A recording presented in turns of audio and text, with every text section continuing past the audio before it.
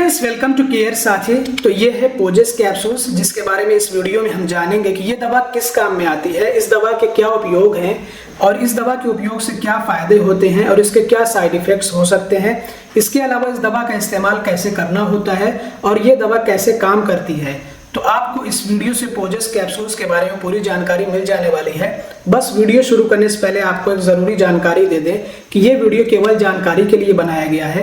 हम अपने वीडियो के माध्यम से किसी भी प्रकार की दवा के इस्तेमाल को लेकर के सलाह नहीं देते हैं। अगर आपको किसी भी प्रकार के स्वास्थ्य से संबंधित कोई समस्या है या कोई बीमारी हो तो ऐसे में आपको अच्छे डॉक्टर से कंसल्ट करना चाहिए है और अपना इलाज डॉक्टर की देखरेख में कराना चाहिए है। और किसी भी तरह की दवा का इस्तेमाल अगर आपको करना हो तो डॉक्टर की सलाह से ही करना चाहिए है। अगर आप अपना इलाज खुद से करेंगे और अपनी मर्जी से दवाओं का इस्तेमाल करेंगे तो यह आपके लिए घातक और खतरनाक साबित हो सकता है। तो इसलिए कभी भी अपना इलाज खुद से नहीं करना चाहिए और किसी भी तरह की दवा का इस्तेमाल खुद से नहीं करना चाहिए है, बल्कि डॉक्टर से परामर्श करने के बाद जो आपको डॉक्टर दवाएं दे वही आपको दवाएं लेना चाहिए है। अब आइए बात कर लेते हैं कि ये दवा किस काम में आती है। तो ये एक non steroidal anti inflammatory drug है, जिसका मतलब ये होता है कि ये दवा इन्फ्लामेशन को कम करने का काम करती है। इन्फ्लामेशन को हम आम भाषा में सूजन कहते हैं, लेकिन इसका असल मतलब होता है शोध, प्रदाह। तो इन्फ्लामेशन की वजह से ही दर्द होता है, पेन होता है और इन्फ्लामेशन की वजह से बुखार भी होता है। तो ये तो हमें पता चल गया है कि ये एक non steroidal anti inflammatory drug है जो कि इन्फ्लामेशन को कम करने का काम करती है, जिससे कि सूजन कम होगी तो दर्द भी कम हो जाता है। अब हमें ये जानना है कि ये किस तरह के दर्द को कम करने का काम करती है। तो इस दवा का इस्तेमाल किया जाता है ऑस्टियोआर्थराइटिस की वजह से होने वाले घुटनों के दर्द और हिप जॉइंट्स यानी कि कोल्हों के जोड़ों के दर्द को कम करने के लिए। ये दवा कुछ ऐसे एंजाइम्स को पैदा होने से बनने से रोकती है जिनके कारण सूजन होती है। मतलब कि ये दवा ऐसे एंजाइम्स को बनने से रोकती है, पैदा होने से रोकती है, जो कि सूजन के कारण बनते हैं, उनकी वजह से सूजन होती है। तो जब ऐसे एंजाइम्स नहीं बनेंगे तो ऐसे में जो इन्फ्लामेशन होगी, जो सूजन होगी वो कम हो जाएगी और जब सूजन कम होगी तो उससे जो दर्द होगा वो भी कम हो जाएगा और जोड़ों में जो स्टिफनेस रहती है, मतलब कि जो अकड़न रहती है, जकड़न रहती है, वो भी कम हो जाती है। और साथ ही साथ इससे जो जॉइंट्स की फंक्शन होते हैं, मतलब कि जोड़ों के काम काज होते हैं, उनमें भी सुधार पैदा हो जाता है। तो याद रहे कि ये दवा ऐसे एंजाइम्स को बनने से रोकती है जिनके कारण सूजन पैदा होती है। तो जब ऐसे एंजाइम्स नहीं बनेंगे इस दवा के इस्तेमाल से जो कि सूजन पैदा करते हैं, शोध पैदा करते हैं, तो सूजन नहीं पैदा होगी, सूजन नहीं होगी और जब सूजन नहीं होगी तो उससे दर्द कम होगा और जो स्टिफनेस रहती है जोड़ों में, जो एक जकड़न सी रहती है सूजन के चलते, वो भी कम हो जाएगी। और जब सूजन और स्टिफनेस कम हो जाती है तो ऐसे में जोड़ अच्छे से काम कर पाते हैं, उनका फंक्शन अच्छा होता है, बेहतर होता है। और अब बात कर लेते हैं इस दवा के उपयोगों के बारे में। तो इस दवा का उपयोग किया जाता है ऑस्टियोआर्थराइटिस की वजह से होने वाले घुटनों के दर्द और कूल्हे के जोड़ों के दर्द के उपचार में। तो इस दवा का इस्तेमाल किया जाता है ऑस्टियोआर्थराइटिस की वजह से होने वाले घुटनों के दर्द में, घुटनों के दर्द को कम करने के लिए, ठीक करने के लिए, और कूल्हों के जो जोड़ होते हैं उनके दर्द को ठीक करने के लिए, कम करने के लिए। तो एक तरह से इस दवा का इस्तेमाल होता है जोड़ों के दर्द को ठीक करने के लिए, जोड़ों के दर्द के इलाज में इस दवा का उपयोग किया जाता है।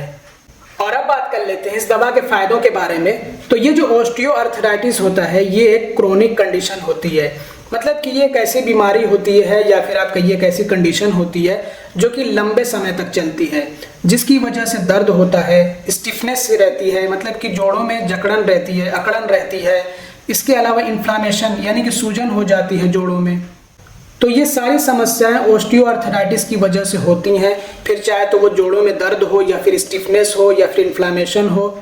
तो ये दवा ऑस्टियोआर्थराइटिस के सिम्टम्स यानी कि ऑस्टियोआर्थराइटिस के जो लक्षण होते हैं उनसे आराम दिलाने में मदद करती है, फिर चाहे तो वो जोड़ों के दर्द हो या फिर जोड़ों में जकड़न हो या फिर जोड़ों में सूजन हो, उनको कम करने में ये मदद करती है और आराम दिलाती है। जो दर्द होता है जोड़ों का, उससे खास करके ये आराम दिलाने में मदद करती है। इसके अलावा ये दवा गैस्ट्रोइंटेस्टिनल और कार्डियोवैस्कुलर सिस्टम्स को भी बचाने में मदद करती है।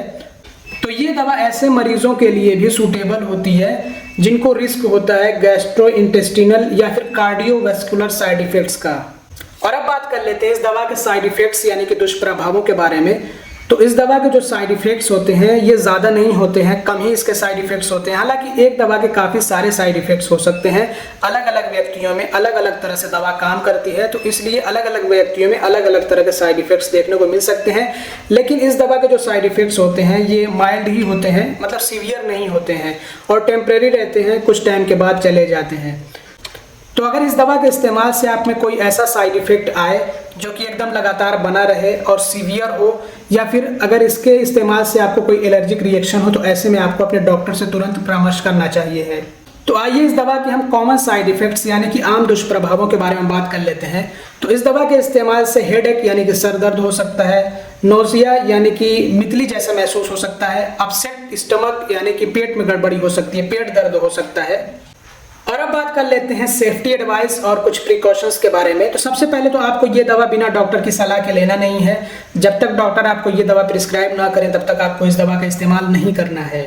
और इस दवा का आपको इस्तेमाल तब तक करते रहना है जब तक कि आपके डॉक्टर इस दवा को बंद करने के लिए ना कहें, क्योंकि अगर आप ये दवा अपनी मर्जी से अचानक से बंद करते हैं तो इससे क्या होगा कि जो आपके सिम्टम्स होंगे वो वापस से आ जाएंगे और वो सीवियर हो सकते हैं और ख़राब हो सकते हैं। तो इसलिए आपको इस दवा का तब तक ही इस्तेमाल करते रहना है जब तक आपके डॉक्टर इसको इस्तेमाल करने की इजाज़त देते हैं, या फिर जब तक आपके डॉक्टर इसको इस्तेमाल करते रहने की सलाह देते हैं। इसके अलावा इस दवा के उपयोग से जो गर्भवती महिलाएं उनको बचना चाहिए है, या फिर ऐसी महिलाएं जो कि बच्चे को दूध पिलाती हों तो उनको भी इस दवा के इस्तेमाल से बचना चाहिए है। और अगर आपको कोई प्री एग्जिस्टिंग डिजीज़ है, मतलब पहले से कोई बीमारी है, तो उसके बारे में डॉक्टर को ज़रूर बताएं। और अगर किडनी या फिर लीवर से जुड़ी कोई दिक्कत हो, कोई समस्या हो, कोई बीमारी हो, तो ऐसे में डॉक्टर से कंसल्ट करें, अच्छे से बात करें और उसके बाद ही जब डॉक्टर आपको ये दवा लेने की सलाह दें तभी दवा लें। नहीं तो ऐसी कंडीशन में इस दवा का इस्तेमाल जो है करने से बचना चाहिए है। और इसके बारे में डॉक्टर को ज़रूर पता होना चाहिए, जो भी आपके पहले से दवाएँ चल रही हैं या फिर कोई बीमारी है उसके बारे में आपके डॉक्टर को पता होना चाहिए है। और अब बात कर लेते हैं कि इस दवा का इस्तेमाल कैसे करना होता है। तो जाहिर सी बात है कि कैप्सूल्स हैं तो पानी के साथ में निगलना होता है, और खाने के बाद इस दवा को लेना बेहतर है। खाने के लगभग आधे घंटे के बाद इस दवा को लेना चाहिए है। और इस दवा को कैसे लेना है, किस टाइम पे लेना है, ये डॉक्टर बताते हैं। और इसकी खुराक के बारे में भी डॉक्टर ही बताते हैं, डॉक्टर इसकी खुराक तय करते हैं। मरीज़ की हालत पे निर्भर करता है कि मरीज़ को कितनी खुराक की ज़रूरत है, तो ये डॉक्टर बता पाते हैं, डॉक्टर जान पाते हैं। मरीज़ की हालत को देखते हुए मरीज़ के लिए इसकी खुराक तय करते हैं। और कितने समय तक, या फिर आप कहिए कि कितनी अवधि तक, कितने ड्यूरेशन तक इस दवा का इस्तेमाल करना है, ये भी डॉक्टर द्वारा तय किया जाता है। तो इसके बारे में डॉक्टर बताते हैं कि आपको कितने दिनों तक दवा लेना है या कितने महीने तक दवा लेना है। तो इसके बारे में डॉक्टर बताते हैं कि आपको कितने दिनों तक ये दवा लेते रहना है, क्योंकि ये अलग अलग मरीज़ों पे निर्भर करता है। हर मरीज़ की हालत एक ही जैसी तो होती नहीं है, तो वो मरीज़ की हालत पर निर्भर करता है और ये डॉक्टर द्वारा तय किया जाता है। वैसे आमतौर पर ये देखने को मिलता है कि इस दवा की एक खुराक यानी कि एक कैप्सूल रात को खाने के बाद लिए जाने की सलाह दी जाती है। और अब बात कर लेते हैं कि ये जो दवा है ये कैसे काम करती है। तो इसमें है, जैसा कि आप यहाँ पे पढ़ सकते हैं, पोलमाकॉक्सिब, और ये 2 mg में है।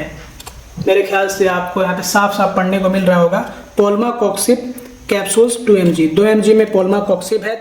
तो ये जो पोलमाकॉक्सिब है ये एक एंटी इन्फ्लामेटरी ड्रग है, और इसका काम ये होता है कि ये कुछ ऐसे एंजाइम्स को बनने से रोक देती है जो कि इन्फ्लामेशन यानी कि सूजन में शामिल होते हैं, जिनकी वजह से सूजन होती है, इन्फ्लामेशन होता है।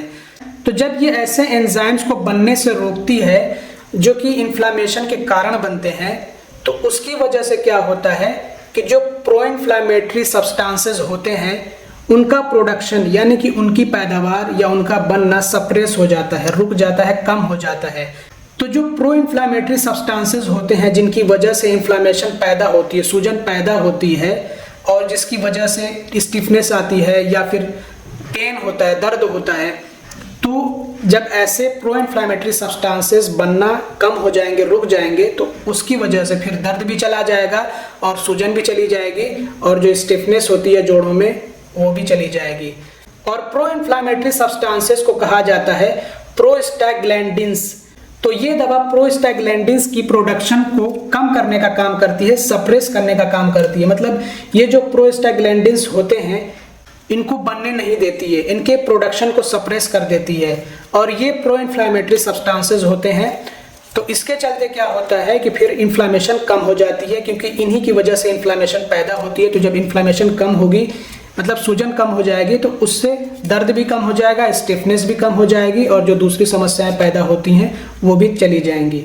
तो इस तरह से ये दवा काम करती है और दर्द को रोकती है, दर्द को कम करती है, और जोड़ों में जो स्टिफनेस होती है, जो अकड़न होती है, जो जकड़न होती है, उसको भी कम करने का काम करती है, और जोड़ों के कामकाज को सुधारती है। जोड़ों के जो फंक्शन होते हैं उनमें सुधार पैदा करती है। तो दोस्तों, ये थी पूरी जानकारी पोजेस कैप्सूल्स के बारे में। उम्मीद करता हूँ कि ये वीडियो आप लोगों के लिए हेल्पफुल और इन्फॉर्मेटिव रहा होगा। अगर आपको वीडियो पसंद आया हो तो ज़रूर से इसको लाइक कर दीजिएगा। चैनल को अब तक सब्सक्राइब ना किया हो तो सब्सक्राइब भी कर दीजिएगा, और इस वीडियो को ज़्यादा से ज़्यादा शेयर करिएगा। Thanks for watching, bye bye.